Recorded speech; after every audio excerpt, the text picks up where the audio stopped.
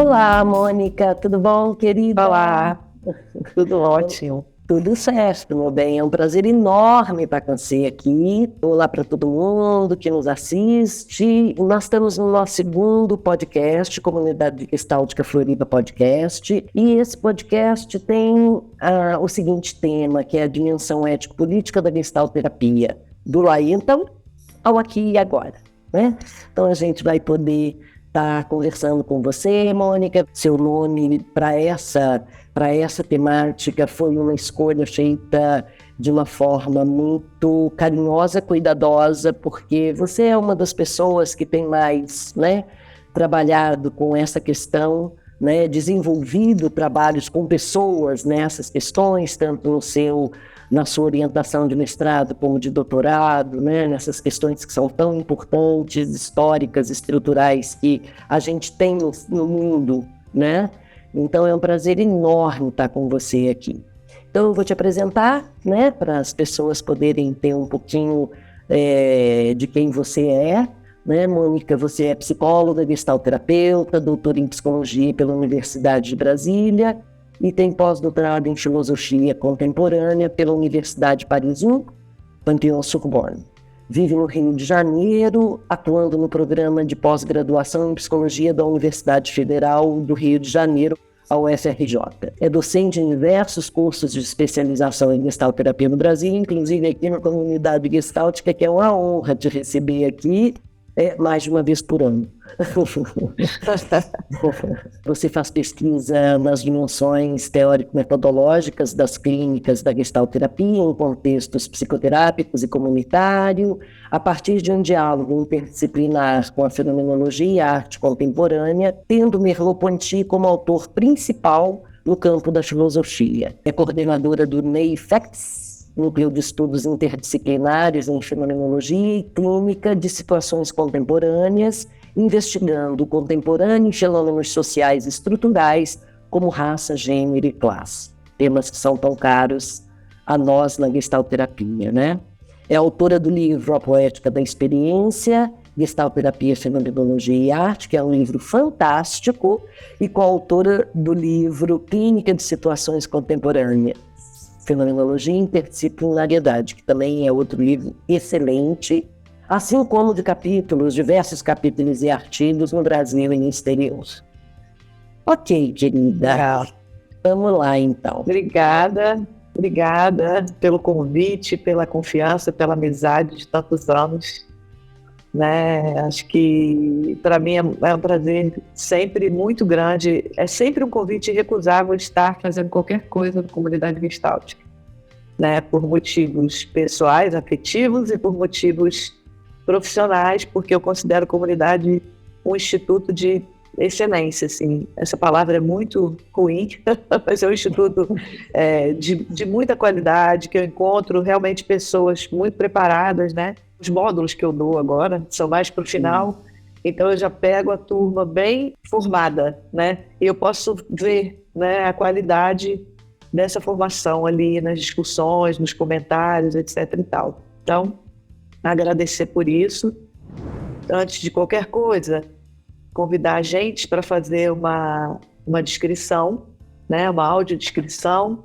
Então, eu sou uma mulher de pele clara, cabelos encaracolados. Estou, nesse momento, usando um colar verde, grossinho, assim, próximo do pescoço, um vestido com listas coloridas, laranja, azul, branca, rosa, listas verticais. No fundo dessa imagem tem estantes com livros, um bonequinho fazendo uma alusão ao Fritz Perls, que eu ganhei do Congresso de Gestalt Terapia, Congresso Nacional lá de Brasília. Eu uso óculos, tenho um óculos amarelo e acho que é isso. Estou com um batonzinho rosinha claro e estou usando uma nova franjinha aqui, tentando lidar com os meus cabelos encaracolados. E o cabelo está no ombro, assim, cortado, meio redondinho, no início do ombro. Eu sou uma mulher de pele branca, tenho cabelos grisalhos, né? Com a luz ele fica parecendo um pouco louro, mas, né, no alto dos meus 69 anos aqui, né? Tenho cabelos grisalhos, uso óculos, Estou com brincos na orelha, adoro brincos, vários brincos. Estou usando um batom mais vinho, um colar cheio de fios, vermelho, uma blusa preta. Atrás de mim eu estou no meu consultório, né, aqui na clínica, né, na clínica do Comunidade Gestáltica, no meu consultório. Tenho alguns enfeites de ferro feito por artistas do Nordeste aqui na minha parede e dá para ver aí no pedacinho do sofá. Bom, então vamos lá. Vamos lá, querida. Ontem a gente conversando um pouquinho sobre isso, eu gostei do nome, o DNA da Gestalt Terapia, que é essa dimensão ético-política, né? Algo que nos é tão caro desde décadas e décadas do século passado, né? Que foi tão, acho que tão potente, tão importante para a Gestalt Terapia, nessa questão de campo, né? Nesse conceito tão importante para nós, que de alguma maneira nessa presença lá atrás se atualiza hoje, né? Então seria muito bacana poder te ouvir um pouco e a gente poder fazer essa interlocução. Quando pensa, né, nessa dimensão ético-política, eu tenho nos últimos anos me dedicado muito a pensar nisso, né? Eu acho que tentando acompanhar um movimento que eu espero que a gente tenha a oportunidade de comentar um pouco, né? Algumas nuances desse movimento que a gente vê acontecer na sociedade brasileira, mas que é um movimento que não acontece só na sociedade brasileira, né? Ele tem, enfim, ele está em alguns níveis em outras sociedades, mas vamos falar mais do Brasil, né? Essa discussão que eu venho fazendo, durante muito tempo eu trabalhei com a questão da dimensão estética, né? E continuo trabalhando. Sim. Mas eu enfatizei bastante a questão da arte, da estética, que não está separada disso. Então eu gosto muito de pensar não só no ético-político, mas no ético-estético-político, né? Que é o entrelaçamento, que já foi discutido por várias pessoas, por vários pensadores, por filósofos, por críticos sociais, por críticos de arte, enfim. A gente pode falar do próprio Guattari, que falava desse entrelaçamento ético-estético-político, para ir num tempo um pouquinho mais distante, né? E a gente tem, por exemplo, no Brasil, a Savaia, que fala do sofrimento ético-político, e ela é uma autora brasileira que traz uma contribuição muito grande para falar do sofrimento ético-político, enfim.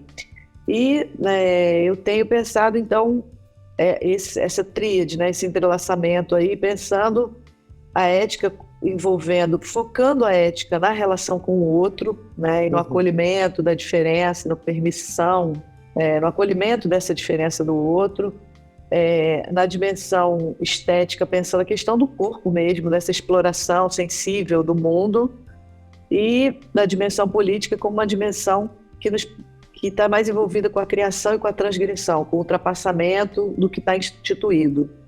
E eu acho que quando a gente pensa no lá e então da Gestalt Terapia, a gente imediatamente pensa nesses três aspectos, mas a gente pensa bastante na questão de um fenômeno, né, no histórico, sócio-histórico, que é a questão da contracultura dos anos 60, né?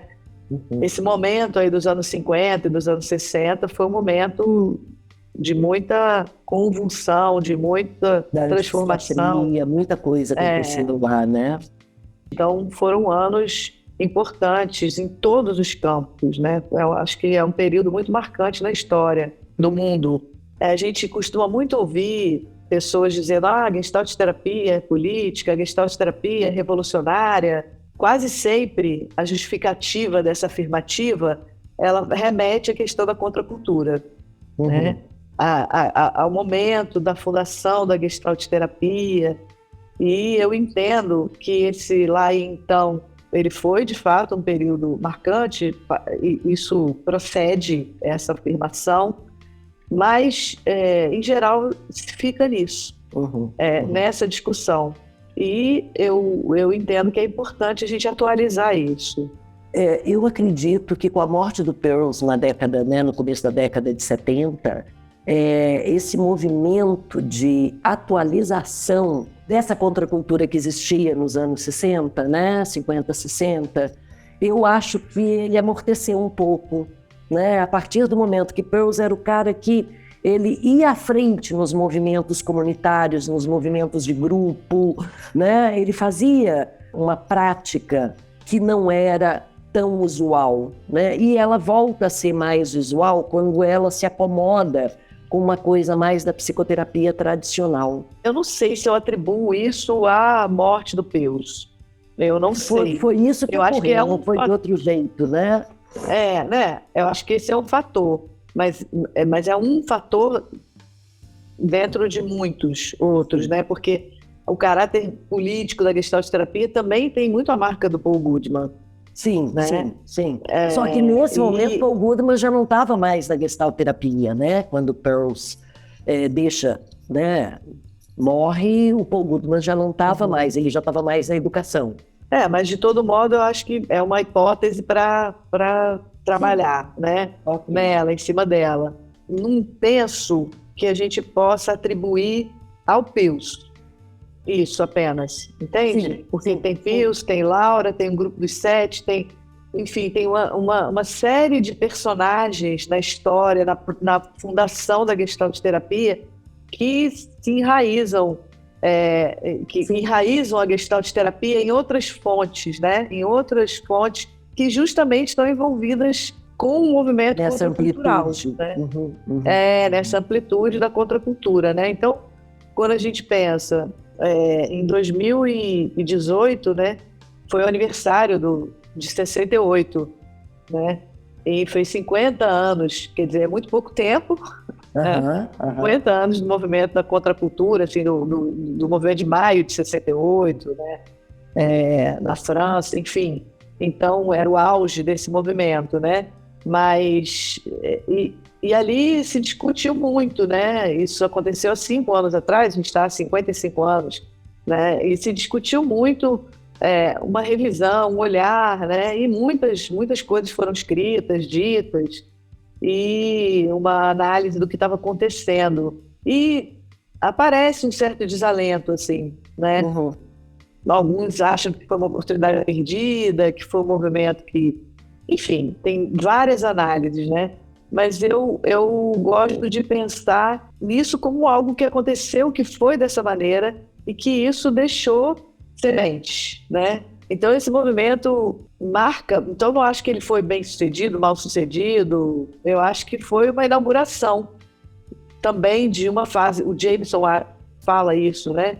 Inauguração de uma nova fase do capitalismo mundial. E o fato é que as análises mais, digamos assim, à direita, elas pensam nesse momento como uma expressão muito grande de uma ameaça do declínio de uma grande cultura ocidental. E eu acho que isso é muito interessante de ser pensado, né? Porque a gente tem, por exemplo, esse livro aqui, ó, do Theodor Roszak, que se chama A Contracultura. Esse é um livro muito clássico nos estudos da contracultura, e ele vai falar bastante da questão da tecnocracia. E, acredite se quiser, tem um capítulo aqui, é o capítulo 6, que se chama Exploração da Utopia, a Sociologia Visionária de Paul Goodman. Então, é um capítulo inteiro onde ele vai falar da Gestalt terapia. Nesse, vai falar do Peirce e da influência que a Gestalt terapia teve no pensamento do Goodman. Porque, justamente, esses anos 60, eles marcam essa reação. Uma reação da juventude no mundo inteiro, né, que teve esse auge em 68, com muito movimento espontâneo, que esses movimentos espontâneos foram abalando regimes, instituições, inclusive no Brasil, né? Então, a gente não pode pensar nos anos 60 como estritamente nos anos 60, mas que vai até a metade dos anos 70, acho que tem ali e que também está sendo preparado ali nos anos 50, com alguns acontecimentos históricos. Então, é legal a gente olhar para isso e ver que ali tinha uma espécie de explosão que vinha da pressão dos longos anos de Guerra Fria, da manipulação de informações pelos aparelhos ideológicos, capitalistas, né? Nessa divisão, comunistas e capitalistas, né? E o Roszak, ele vai enfatizar bastante a questão do domínio tecnocrático do mundo. Ele vai falar da tecnocracia como uma forma social, onde que é o ápice da sociedade industrial, o ápice da organização dessa sociedade. Então, ela está imbuída da ideia de modernização, de racionalização, de planejamento, que coloca a competência, né, como uma espécie de organização mecânica, e tudo é técnico. E aí A gente pode ir lá no Heidegger, pensar na era da técnica e nas discussões que envolvem essa questão da tecnocracia, né? A tecnocracia, para ele, ela é uma espécie de motor, um dos motores importantes para essa convulsão, né? Que vai buscar em oposição à tecnocracia justamente o quê? A experiência, o corpo, né? A experimentação. E isso está muito na marca da Gestalt terapia, né? Está muito marcado na Gestalt terapia. A gente pode falar do Maio de 68, da Revolução Proletária na China, na morte do Che Guevara em 67, e nos Estados Unidos, a reação da juventude à invasão do Vietnã, né? Que era uma política de dominação. Eu vou voltar nisso porque eu acho que é legal a gente pensar num outro aspecto que vai fazer justamente um gancho para o que está acontecendo hoje, né? Essa coisa da invasão do Vietnã, né? Então, mas tinha ali também o movimento hippie, que encarnava o quê? O sentido pacifista, que tem a ver com essa questão do Vietnã nos Estados Unidos, de uma ala da contracultura, que pregavam a não violência, o flower power, que eles distribuíam flores para a polícia, a luta contra a sociedade de consumo, contra o cientificismo exacerbado, a objetividade. Então, isso também aparece num certo envolvimento com o mistério, com o religioso e com a experiência psicodélica, né? Então, Aldous Huxley, o Alan Watts, né, que vão propor experiências como ampliação de consciência e transformação pessoal. E isso também está lá enraizado na Gestalt terapia, né? A Gestalt terapia está enraizada nisso, né? Então, isso tudo envolve o quê? O ultrapassamento de um modelo racionalista, de uma luta da razão, né? Que pode ir na direção da magia, do mistério, na direção da experiência psicodélica com as drogas, mas o fato é que tinha ali no cerne esse resgate da sensibilidade, da subjetividade, das emoções e do corpo, que era um apelo desse movimento, né? A invenção da pílula, a questão dos movimentos feministas e tal. Então, esse desafio do establishment, né? Que é muito também falado quando se fala de Gestalt terapia. Mas eu fico perguntando, cadê isso na nossa Gestalt terapia hoje? Né? Eu acho que isso se perdeu. Né? Eu acho que se perdeu o modelo clínico aí ao longo dos anos. Aí cabe explorar mais isso, né? O papel de cada um dos fundadores e como se desdobrou, como se desenvolveu a Gestalt terapia de lá e então para que agora, né? Que não tem tanto tempo assim, né? Somos tão jovens, né? Somos muito jovens. Então, nesse momento lá, também não havia movimento de massa. E é uma coisa interessante de pensar que começa a ver os movimentos comunitários de pessoas que se encontram e se identificam. Os movimentos underground, as minorias que vão pelos subterrâneos, né? Que vão ali construindo uma espécie de pensamento utópico. E aí aparece a figura do Marcuse, que é uma figura muito importante. Ele é um crítico da escola de Frankfurt, né? Que viveu também lá, porque esse é o momento que, em função da guerra, muitos intelectuais, pensadores se dirigiram aos Estados Unidos, assim como Peirce, Laura e tantos outros, né? Então, o Marcuse vai tentar desenvolver uma crítica social radical, a partir de alguns princípios psicanalíticos, né? E ele vai lá se confrontar a psicanálise com o marxismo, né? E aí tem toda a discussão do proletariado, e essa é uma marca muito importante também, que conversa com a questão que eu falei que eu ia retomar, da classe, né? Porque até então, os pensadores de esquerda, os partidários de esquerda, o movimento da esquerda, o movimento marxista, estava aí nesse impasse diante dos efeitos da Guerra Fria e dessa polaridade comunismo, capitalismo, Estados Unidos, União Soviética, né, antiga. Esse impasse estava muito vivo ali, né? E nesse momento também estava aparecendo a questão lá da Tchecoslováquia, de vários lugares de regimes comunistas, e estava aparecendo com muita força a questão do autoritarismo, do lado de um regime de exceção, né, do marxismo, dessa implantação, né, do regime dito marxista e que tem inúmeras discussões em torno disso, muitos vieses e muitos reflexos. Então, nesse momento, nos Estados Unidos, o que acontecia também? Todo o macartismo é um outro elemento que vai havendo uma transformação na sociedade estadunidense, no movimento sindical. O proletariado ele vai cedendo e vai havendo um acordo, né? É um acordo de vantagens, né? Para os sindicatos, aí a união de vários sindicatos em torno de associações, enfim, é uma história muito comprida que não cabe. Mas o fato é que, nesse momento, há muitas críticas marxistas. Então, o movimento da contracultura é um movimento mais espontâneo, plantou algumas bases, uma proposição de uma nova política, que saísse um pouco dessa polarização, né? De novas formas políticas. Eu quero trazer aqui, sublinhar, uma discussão do Jameson, né? O Jameson, ele coloca o contracultural mais no âmbito da cultura. Tem um capítulo num livro organizado pela Heloísa Buarque de Holanda. O livro se chama Pós-Modernismo e Política. E esse trabalho do Jameson chama Periodizando os anos 60. Ele vai dizer que tem uma inspiração terceiro-mundista, que eu acho muito interessante pensar nessa perspectiva, né? Porque a gente fala, a contracultura nasce, né? Nesse momento, é um movimento do primeiro mundo e tal, mas ele vai dizer, bom, para que houvesse esse movimento revolucionário, contracultural e político no primeiro mundo, antes disso, esse movimento se inspirou no terceiro mundo, nos movimentos de descolonização da África inglesa e francesa.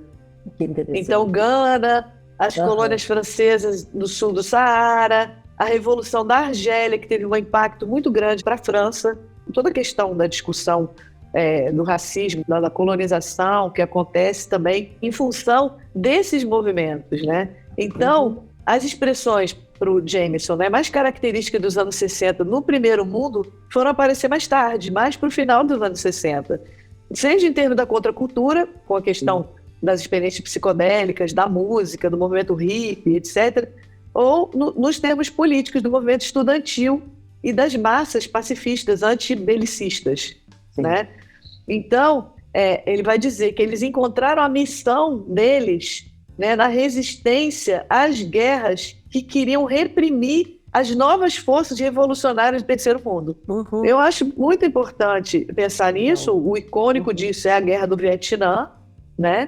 O ícone disso. Ele ressalta uma coisa que eu acho que é muito importante, que é o movimento negro norte-americano, né? Que eu acho que é fundamental a gente falar isso, e as lutas pelos direitos civis nos anos 50 e 60, como uma exceção, que é um movimento que acontece num país de primeiro mundo. Veja bem, esse movimento negro, da luta pelos direitos, ele acontece nos Estados Unidos, porém, a gente não pode negar as influências dos movimentos da África e do Caribe, Tem a questão do apartheid, da independência, que está ligada com isso, né?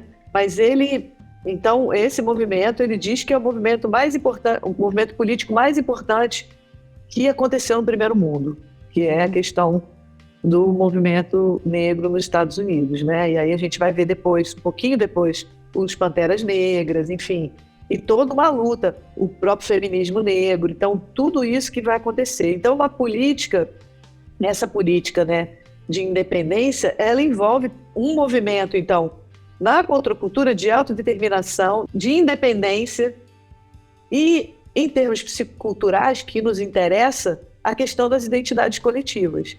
Porque eu acho que foi aí que a gente se perde.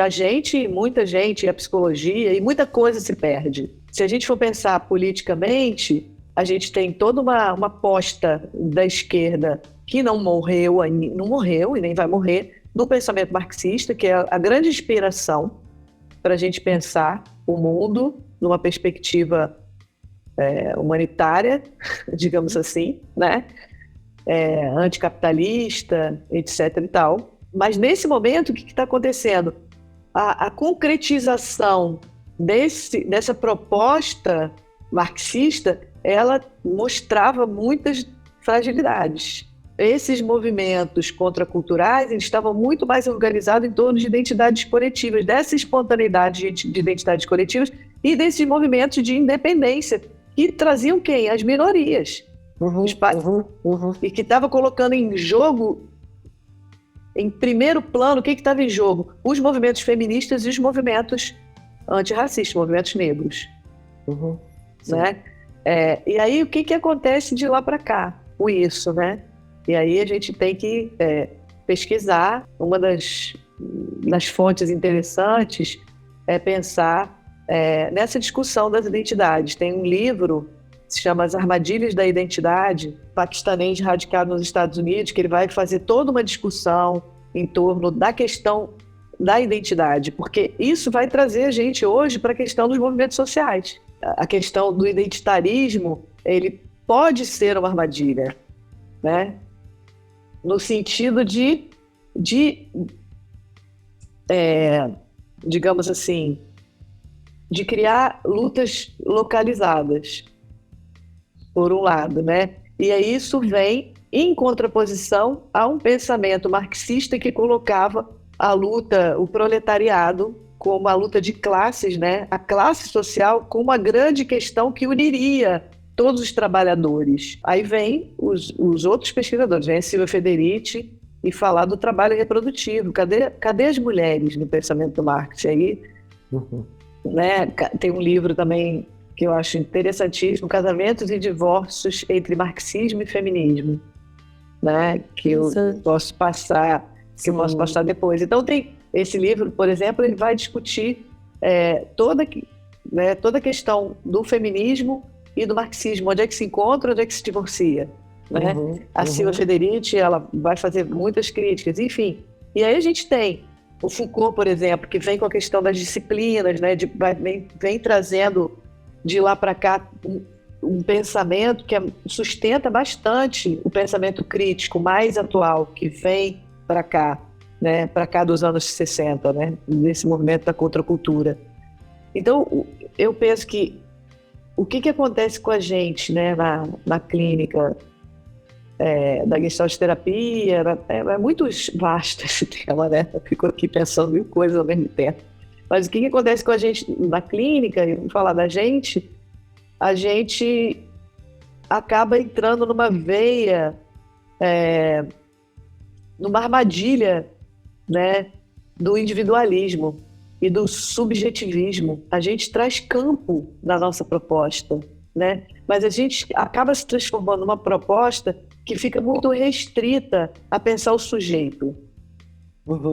A pensar o sujeito esquecido do que está acontecendo na sociedade. Esquecido entre aspas, porque não é um esquecimento completo, mas a gente vai... parece que a gente vai trazendo o nosso foco cada vez mais... Como se fizesse um recorte para isso, né? Para as relações familiares, para as relações mais próximas. E eu acho que a gente vai perdendo um pouco de vista todo o movimento que está acontecendo no mundo, né? Da política, os movimentos sociais vão crescendo, vão ocupando um lugar na política importante, e agora o que está acontecendo no Brasil, a gente está vendo os movimentos sociais oficialmente na política, né?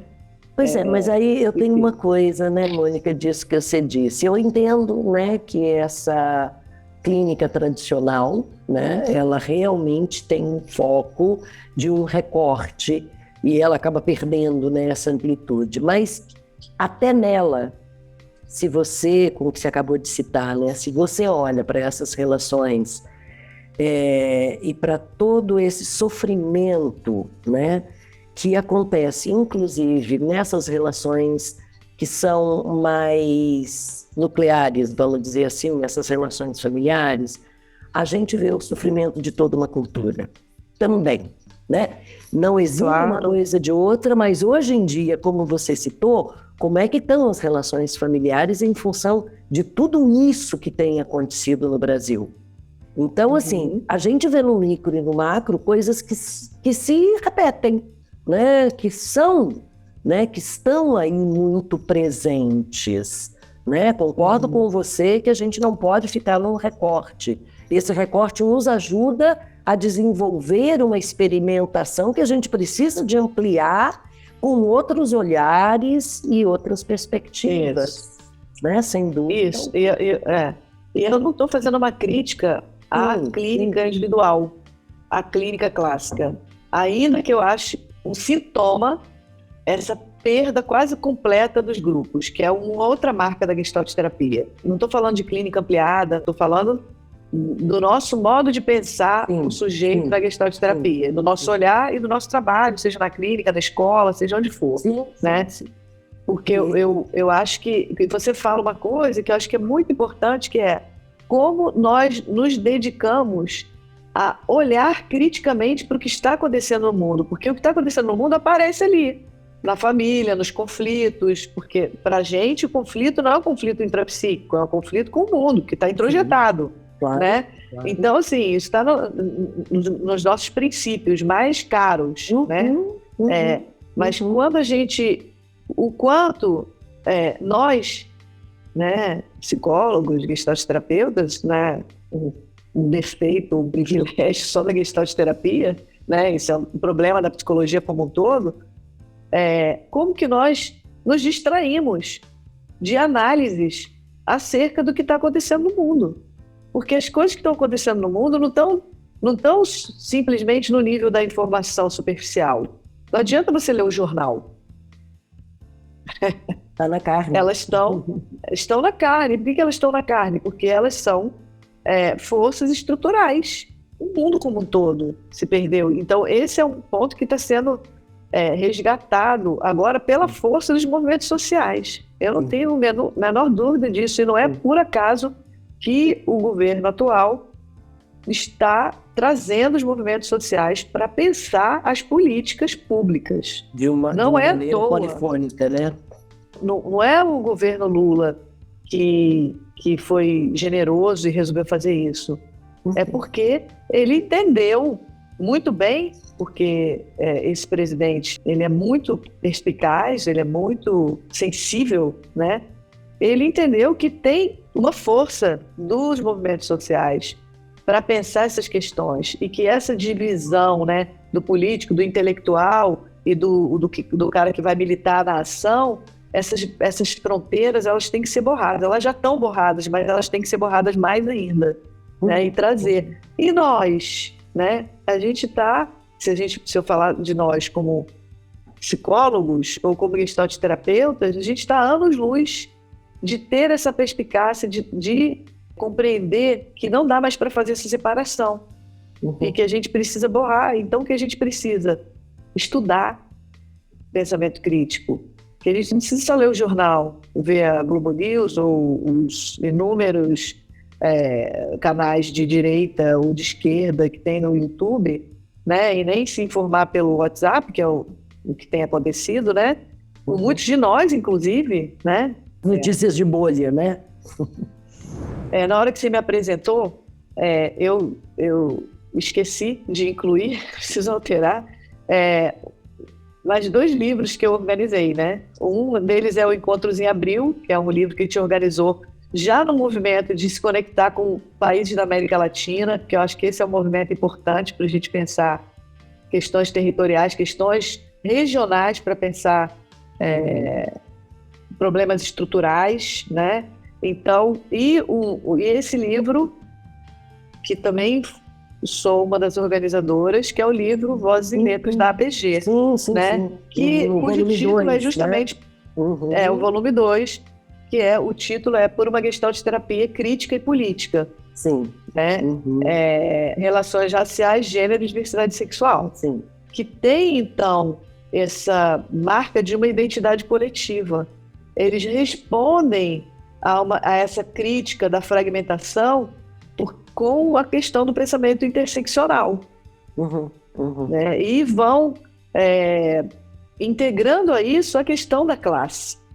Sim. Então, a gente não precisa, ao mesmo tempo, não é uma fragmentação que faz a gente se perder, como muitos críticos disseram. São movimentos que estão conversando, que estão se atravessando. Por exemplo, as políticas, se tem falado muito nesse novo governo, na composição desse novo governo, de transversalidade. Então, o Ministério da Igualdade Racial, por exemplo, a ministra, né, a Aniele Franco, ela tem falado bastante da transversalidade, de como um Ministério da Igualdade Racial, ele não pode se pautar apenas se restringir às ações desse ministério, mas ele tem principalmente um papel de transversalizar. A transversalidade da barreira, da fronteira mesmo, né? E transversalizar e atravessar as políticas públicas de um modo geral, né? Enfim, a gente não tem estão aí, separadas, né? não estão separadas. A gente tem aí o Silvio de Almeida, que é um intelectual. Sim, porque vem de uma binariedade que é muito dura na nossa história, na nossa cultura, que se expande para tantas questões, né? Tem o Silvio de Almeida também, como ministro, né, de Direitos Humanos. Então, Silvio de Almeida é um intelectual, né? Que um dos maiores estudiosos da questão das relações raciais no Brasil. Então, ele está ali também pensando essa política, né? E acho que essa é uma notícia importante. E nós, né? E aí, como é que estamos situados como uma abordagem clínica, uma abordagem de campo, uma abordagem que se auto-identifica como transgressora, né? E eu pergunto, nós somos transgressores ainda? Né? Onde está a nossa transgressão? Né? E esse é o chamado, quando a ABG, que é a Associação Brasileira de Gestalt Terapia, banca um livro desse, que foi organizado por mim, pelo Paulo Barros, pela Silvia Alencar e pela Vanessa Brito, quando ela banca a produção desse livro, né, bancar, custear, botou muito trabalho, muita energia na organização desse livro aí, né? O que a gente está dizendo como associação? A gente está fazendo um chamado, inclusive o título é um manifesto, né? Por uma Gestalt Terapia crítica e política. Está passando na hora, né? E a psicanálise também está ali nos seus movimentos e outras abordagens em psicologia. Está todo mundo se movimentando, felizmente. Chegou esse momento, né? De trazer para o centro. Então, quando você fala, a gente está ali na clínica, isso aparece ali, isso aparece nos conflitos familiares, nos conflitos institucionais. Mas como é que é a nossa escuta para enxergar o que tem de invisível nesses conflitos? Porque, como eu estava dizendo antes, eles não estão estampados no jornal, eles não estão aqui para a gente ver claramente. A gente tem que reaprender a ver. Sim. Né? E como é que a gente pode reaprender a ver? Lendo, estudando, investindo nisso, porque aí entra um outro aspecto dos nossos currículos. Os nossos currículos, tanto da graduação em psicologia, quanto das formações em Gestalt Terapia, psicanálise, seja lá em que abordagem for, né? Como é que estão nossos currículos? Né? A gente estuda relações raciais, a gente estuda gênero, a gente estuda sexualidade. São muito poucas as graduações em psicologia que têm isso. Algumas já têm, mas são muito poucas. Né? Então, a comunidade, por exemplo, está trazendo isso para a formação agora, né? Então, questões raciais, questões de gênero. Sim. Mas acho que é um momento de um esforço muito grande em direção a isso, porque a gente tem, digamos assim, um atraso na nossa formação. E a gente vê, né? Uma matéria que saiu na Folha de São Paulo dizendo de muitas pessoas negras que abandonam as terapias com terapeutas brancos e se queixam de violência. Então a gente está vendo violência reproduzirem, porque se a gente não compreende teoricamente o que é o racismo, o que é a branquitude, o que é a homofobia, o que é o patriarcado, o que é o sexismo, se a gente não aprende, como é que a gente vai enxergar, por exemplo, uma mulher que chega para nós e começa a trazer o casamento dela, como é que a gente não vai enxergar o gaslighting? Como é que a gente vai ser capaz de enxergar que ela está sofrendo uma violência psicológica? Como é que a gente vai ser capaz de enxergar que no sofrimento daquela pessoa está envolvido um racismo? Que está na origem daquilo ali. Se a gente, em ampla maioria, é hétero, branco e cheio de privilégios, então é um trabalho que carrega, né, teórico, todos esses nosso corpo. preconceitos que são estruturais na nossa relação com o mundo, né? Exatamente. Então, começar a ampliar através do estudo, através do conhecimento, e isso vai possibilitando que isso vá fazendo parte, né, da sua percepção, do seu lugar no mundo, do seu lugar com o outro no mundo. Não é só um estudo teórico. Ele começa por um estudo teórico, ou não, mas enfim, ele exige um letramento racial, um letramento de gênero, né? Esse termo, né, foi traduzido aqui pela Lia Schuckmann até, aí da Universidade da Federal aí, da UFSC, né? E, enfim, isso exige um letramento, que é isso que a ABG, né, nesse período, nesses 2 anos que eu fiquei à frente da ABG, isso que a gente trabalhou e vai continuar trabalhando, né? Porque isso não é meu, isso é da ABG, né? Isso vai seguir. É um trabalho, Ângela, sobretudo pessoal. E aí, é aí que o povo torce o rabo, né?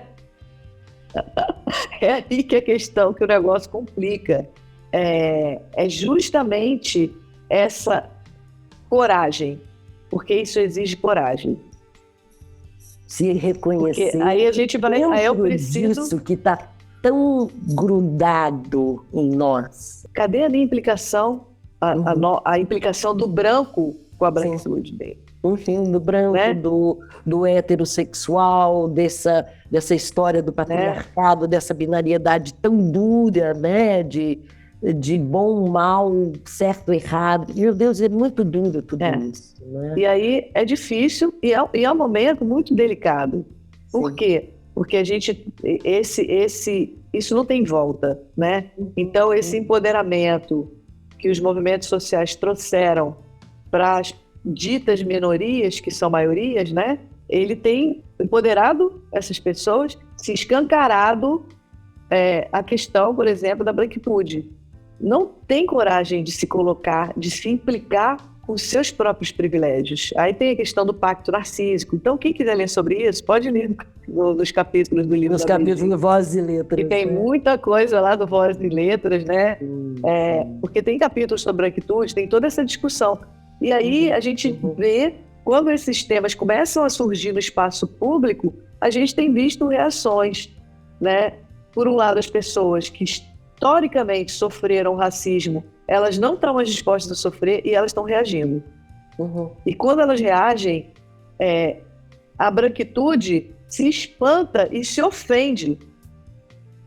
E isso tem criado uma tensão em vários espaços públicos, porque, e aí eu pergunto, a branquitude está realmente disposta a ouvir e a se solidarizar com séculos de exploração e sofrimento a partir do racismo, né? Eu acho que a gente tem uma dívida histórica, né? Sim. E eu acho que eu me incluo, porque apesar de não ser branca, sou uma pessoa que tive privilégios. E nunca sofri racismo no Brasil. Sofri racismo fora do Brasil. No Brasil, nunca sofri. Então, senti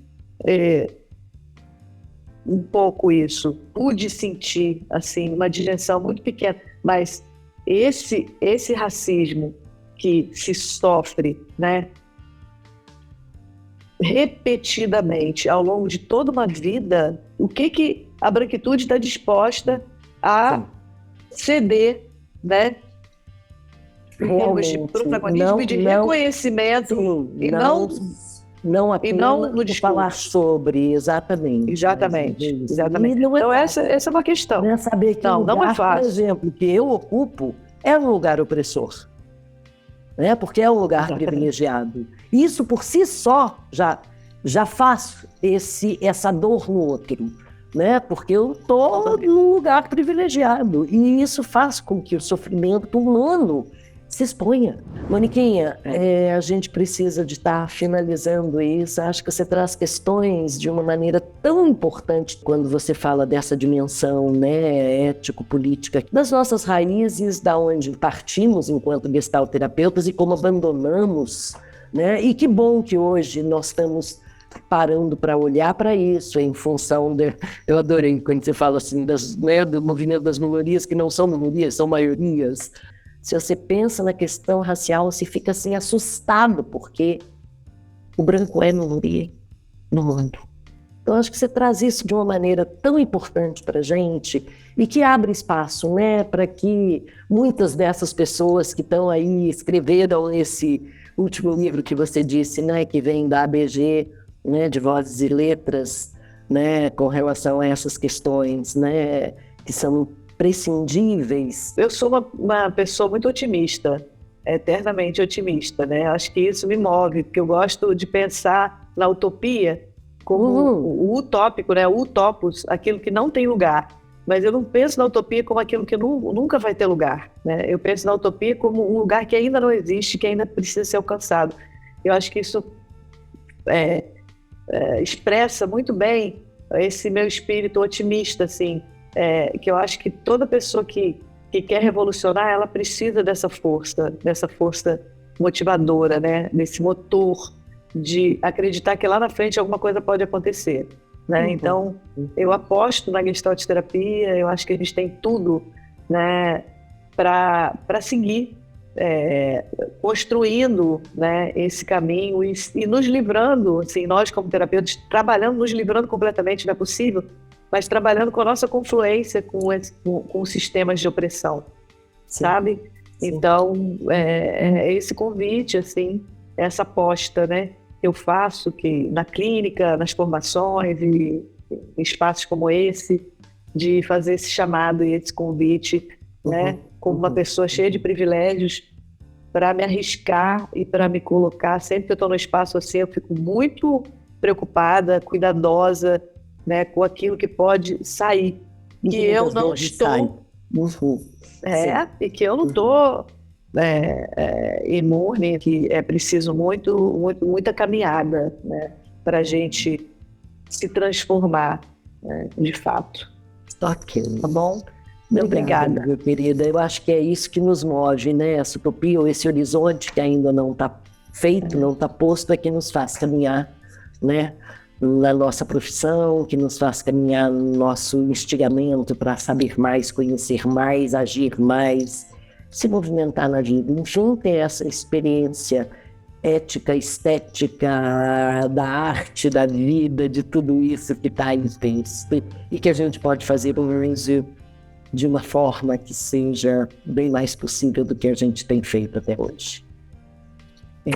Um beijo enorme. Beijo, querido. Obrigadão, tá? Obrigada.